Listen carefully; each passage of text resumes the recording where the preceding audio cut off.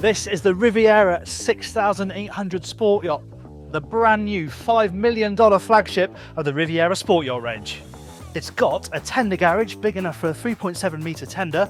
It's got an air compressor so you can blow it up and deflate it, and sea-bob storage underneath. It's also got this single level main deck with this raised aft cockpit that can be fully enclosed with a sunroof, sunshade and covers on either side.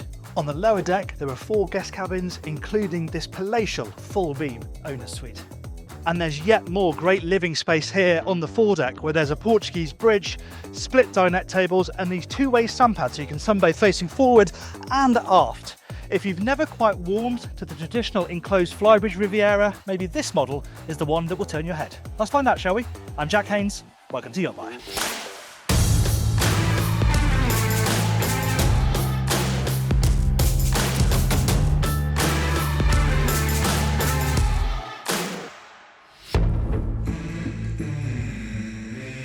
Before we get going, make sure you subscribe to the YachtBuyer channel, hit that subscribe button and the bell icon and you'll be notified every time we upload a new tour like this one. And let's crack on with this tour, shall we?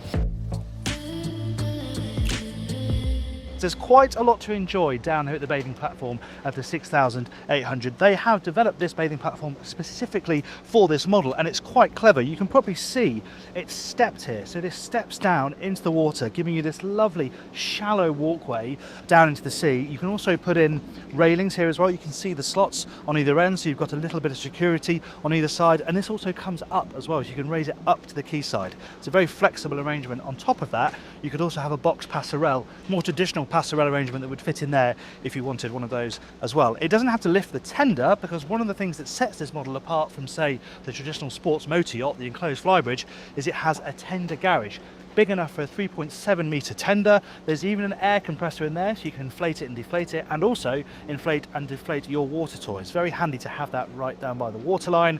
Some other nice touches include the fact there's a shower in the overhead as well, so when this door is right open there's a shower head. So as well as the deck shower, which is tucked up there, there's a proper overhead shower as well, and this is access down into the crew space and engine room. We're going to look at all of that towards the end of the tour. For now, let's carry on in the cockpit. There's equal access at both sides of the transom, and underneath these staircases is where they've squirreled away the shore power connections, so they're all neatly tidied away and not on show. Into the cockpit, and the first thing I'm going to point out is the practical stuff, like how easy it is to access the mooring gear. These big fair leads here as well, and these open sides, so you've got a nice clear view out over the water when you're sitting in these seats. There's more as well. Joysticks on either side. It's an OPS boat, so you have joystick control. Obviously you've got one at the helm, but you've also got one of these on either side, so no matter what berth you're going to, whatever side you are, you can go and find a good spot to do it from. The other thing you have is boarding gates on both sides as well. So if you're side 2, high quay side, and you've got that to be able to board really easy without having to go down to the bathing platform. And this is an area that really denotes this model from the traditional sports motor yacht. They've got low cockpits designed for fishing and water sports. This is much more for relaxing, and it's flexible as well. Because it's almost fully enclosed if you want it to be, you can cool it, you can heat it, you've got the sunroof overhead, you've got the sunshade here as well. Obviously that provides shade, but it also provides privacy. A little bit clunky in profile, all of this stuff, but it does mean you can really make this flexible depending on what the weather's doing. And with these Stratoglass covers, you can fully enclose the whole area, cool it and heat it as well. Great wet bar too. The Aussies like a Barbie, we know that. And you've got a good Barbie, hot plate and a grill with extraction. People often comment, why have they got barbecues underneath covered areas? Well, extraction should sort that out, and of course you've got the sunroof too, so you'll be able to ventilate this area pretty easily. Ice maker down there, and you've got a top loading fridge over there and a fridge down there as well. You are not lacking cooling space on this boat, as we'll find out when we head inside the saloon. And then of course there's the table. Beautiful varnished teak. It's a gorgeous thing with the stainless steel inset as well. Opens up like that, so obviously you've got your fixed seating, which is nicely protected from this combing over here from the breeze, and you've got your freestanding chairs that can be moved around depending on where people want to sit when they're dining, and then just a nice slab of bench aft as well. Comfortable raised sociable area that connects really well to the main saloon. One of the clever bits of design about this area is the connection between the aft galley and this cockpit. Look how fast that is, turbocharged window. But within seconds, I can now very easily communicate with people who are sitting in this area. I can obviously serve drinks and food very easily through this window to that table. You just naturally sort of find yourself in this corner, shooting the breeze, talking to that area. It's all very easy. And this is a nice big galley as well. You can really wedge yourself in, absolutely covered in storage, and it's split across. You'll cook on this side, fridge on that side, and talking the facilities, you are not going to be short of cooling space on board this boat. It is absolutely everywhere in here. You've got the eye-level fridge up here, and then underneath a pair of cooling drawers. And I like this sort of simple functionality, these little clips that come across all of these so that they can't fly open when the boat's out on the water. That works really, really nicely. But there's more. There's 2 more cooling drawers here as well. And this is a great opportunity to enjoy the woodwork on this boat. Riviera really prides itself on its woodwork, and it is gorgeous. This is the gloss walnut. You can have this in satin, you can have oak as well, but this is the most popular choice, and I can see why, because it does look lovely. Look at the grain matching here as well across these 2 fascias. It is absolutely beautiful. It's quite traditional, but it's not so heavy because they've got the light countertops, they've got light paneling at the top. It feels relatively contemporary as well. A couple of sharp edges here and there. But yeah, it feels incredibly solid, and it's very well kitted out on this side as well. This is sort of your cooking area. You've got your induction hob there, dishwasher that plays a nice little tune here, and just big storage voids for pans and bigger bits of kit you need in the kitchen. It does feel like a boat you could live on board and serve your guests for a long time. Oh, of course, there's another fridge down here as well. A wine cooler too. Yeah, I think fridges per capita, this boat is doing pretty well. And then amidships, you've got your living area in here, and you wouldn't know it, but there is actually a table tucked behind that sofa. So you lift that up, the table pulls out, and then you have got a proper dining table in here, but then it all folds away if you want to have it in this arrangement, and you can sit with your feet up and enjoy the cinema. That is a huge TV for a boat of this size, 65 inches I think it is, and if you don't want it there because there's a nice big window behind it, you can drop that down and it goes in behind this sofa. Totally flat 4 around here too, so it's very easy to move around. You don't feel like you're going to trip over or catch your toes on things. Let's enter the helm. Riviera does a good helm. This is the only one in this model, of course, but it all builds into that sort of idea of everybody being on the same level, even when you're driving along. And this thing will charge along at well over 30 knots with these IPS 1350s. You can still be in touch with the people sitting in the saloon. Yes, there's one lucky person who can sit as navigator in one of these gorgeous fully adjustable helm chairs, but there's also that L-shaped seating area over there. Great when the boat is stationary, a nice place to drink a coffee, but also a nice place to be when you're on the move, because you're looking forward and you're in line with the helm and you can be in touch with the skipper. We've got electric windows on both sides as well, and of course a sunroof overhead, a big sunroof too, which opens, it's glass, and it's got these shades too. So yeah, you could open all this up and naturally ventilate this area, especially when you're moving along. You shouldn't really have to rely on the air conditioning unless it's really, really warm. But yeah, this is a very comfortable place to sit, and I know we're stationary at the moment, but yeah, it feels like you could munch some serious miles, and you can at 8 knots. This will do 1,350 nautical miles and 350 nautical miles at its fast cruising speed as well, which is pretty impressive flexible performance. Great view from here, great view over the bow, but also of all the screens. The dash looks like it's set a little bit too low, but it's really not. Everything falls to hand really nicely, and I love the way that Riviera lines all the major controls in a line underneath your arm here. So as the skipper, you really are not too far away from anything when it comes to the major controls. And with the joystick here, I mean, yeah, with your cameras, you could berth the boat from down here, no problem, especially the windows and the side door. Nice dash design as well, nice mix of materials with leather, very low glare, carbon fibre here, and then the wooden footrest. It's all just, yeah, so solid. Feels purposeful. It's a Category A boat. It's designed for offshore cruising, and it feels like an appropriate Helm Station for that. Before we head downstairs and have a look at the cabins, let's head to the foredeck. Getting forward is pretty easy because we have the side door. It is behind the Helm Station, so you can't nip out so easily from the helm onto the side deck, but it's not too bad. And we are contending with both breeze and circling aeroplanes here, so apologise if it's a bit noisy, but we will continue because there's a lot to enjoy up at this foredeck. Of course, it's practical. There is yet more, guess what? Storage. These huge bins on either side, really good place to swallow kit, covers, that sort of thing. This whole area has one big cover, so it's really easy to cover this up when you leave the boat or if it starts raining. And one thing you don't have to worry about on this model compared to the sports motor yacht is tender storage up here. Of course, the tender is in the tender garage, so this can just be living space. There's no crane, there's no way you need to have chocks, and they've used this space really well. You've got the 2 separate areas here, the 2 separate tables. These can be fully removed and stowed away if you want to, but this is a really good sociable space.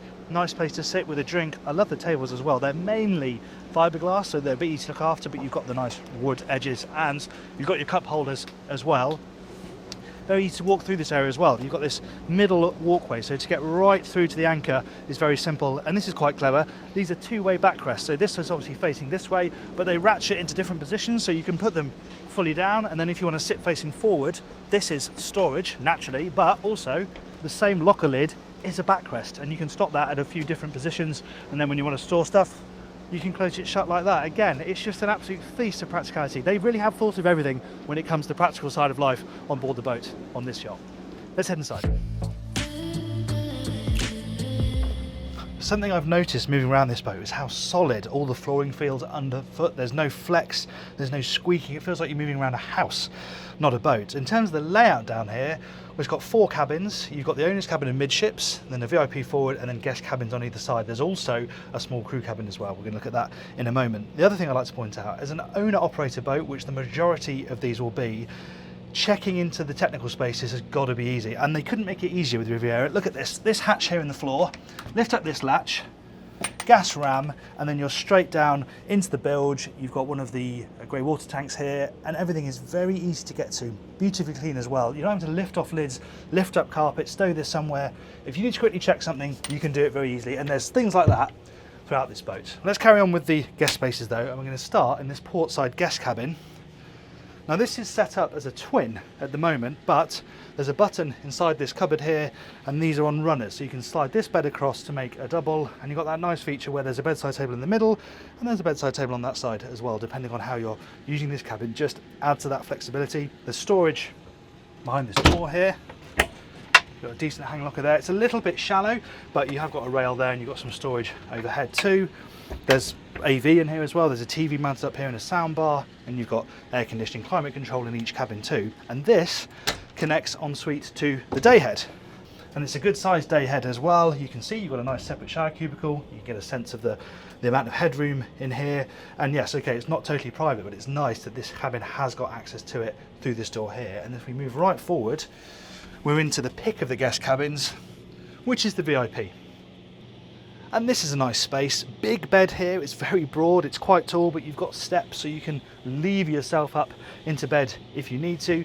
You've got these spaces down either side with fiddles and sockets, so you can plug your devices in at night and know they're not going to slide around if you leave them there when you're out at sea. Storage again is very good. Eye level lockers, fiddles as well, again, so things can't slide out. They are practical to the nth degree, these boats. They really are designed to be used and look after you and your stuff as well. Another big storage locker here, same on the other side, and there's a couple of big drawers underneath the bed too, so you don't need to be lifting up the mattress to get to that space. Again, television and soundbar up on the bulkhead there, and another very nice bathroom. This one is totally private, of course, but it goes back quite a long way into the boat, so you've got an even bigger shower cubicle, your sink unit over here, a little bit of natural light and an opening port as well, so you can get rid of the steam if you're showering in here, heated towel rail behind the door. It's all very, very nicely finished, but it's not quite as nice as the owner's cabin, so let's head there. Before we get to that though, there is of course another guest cabin to check out. This little bunk cabin here on the starboard side. It's a nice little space, this, you know, perfect for kids. This is a big family boat, so it's well designed to have the grandkids in here. As an option, you can actually have this as a lower dinette. You'd lose this sliding door. This is a door that slides across to separate this cabin off, but yeah, you can remove that and just have seating space down here. I'd say that's probably a bit of a waste of space given you've got so much seating space up there, and this is really valuable extra sleeping room. And the berths aren't too bad either. Yes, they obviously run across each other, but the space themselves, because they do that, nobody is sort of looking underneath another bunk, so it's quite a good arrangement. You haven't got full height storage, but you have got this decent storage locker down here, and there's a bedside table down there as well. And of course, it's just as nicely finished as the other cabins. Let's head to the master. And what an owner's cabin this is. I think it's one of the most spacious and well designed in this sector. On a 70-foot sports cruiser, it doesn't really get much better. Let me show you why. First of all, it's so practical. I know I keep saying it, but they are so well thought out, these boats. The storage in here is insane. It starts behind the door, where you've got this massive hanging locker. But what's nice is when this door's open, it tucks here, so it's not in the way when you walk through. This is a nice little area as well, basically designed for a coffee machine. You've got this little fiddle area here, the plug up there, fridge underneath as well, so you've got nice cold milk in the morning, and then so to put all your coffee paraphernalia as well. Yet more hanging storage over here. And then this bureau, as you move further in, is a really good size. Look at the width of it. Yet more storage underneath. Put that storage counter on screen. Ding, ding, ding, ding. How many times I can say storage in this cabin? You've got jewellery storage here with a mirror, and then you've got your opening portholes as well inside these huge hull windows. And you'll notice a little cable as well, so that's connected to the boat's central control system, so you can tell from the helm if portholes are open down here. So before you go to sea, you know that everything is closed up. But I think actually the star of the show down here might actually be the ensuite. First things first, storage. Of course, what else would it be? Inside the bathroom even, there's yet more hanging lockers. I mean, you will not be short of space to store your clothes if you're on longer cruises. There's drawers down here as well. It just goes on and on and on. And the footprint of this bathroom, considering it's actually sharing the beam with something else, is pretty remarkable. Space down here for twin sinks with yet more storage underneath. The toilets is open to this area with a little smoked glass, but it does give you this really open feeling. A little patch of hull window here as well, so natural light's pretty good. And then a really nice big shower cubicle tucked into that corner. That is a really decent size. Big enough, in fact, to have a rain shower head overhead. Towel rail as well, but it's just the floor space, the amount of space to move around in this bathroom on a boat this size. It feels pretty special, but that is not the end of the surprises in this cabin. The practicalities continue. I love this little storage area. I don't even particularly know what it's designed for. Shoes? Laundry? I don't know. Let me know in the comments what you think you're supposed to use that storage void for, but I just like the fact that it's there. Moving around here, there's of course more storage underneath this big television, which sits opposite the king-size bed. This is a lovely big bed, isn't it? And you've got all the bits either side. You've got your controls for the lights. You know what? One thing I have noticed is these switches look very nice, but they look the same all over the boat. There's no indication as to what each function is. I'm sure you'd learn that as an owner, but there's a lot of guesswork until you know what each switch does. But you've got your bedside table, little fiddle area around here as well, again, so things don't slide around, and a socket so you can charge your devices at night, and of course reading lights overhead, which is quite a nice touch. But the fun's not over, because this is the crew cabin. Now, I call it a crew cabin, but many of the people who've ordered this boat are not having it as a crew cabin, and some are having it as an area where they keep their dive equipment, things like that, fishing gear. It becomes a utility space. In fact, you can have it just as a utility room, lose the bed, have a countertop.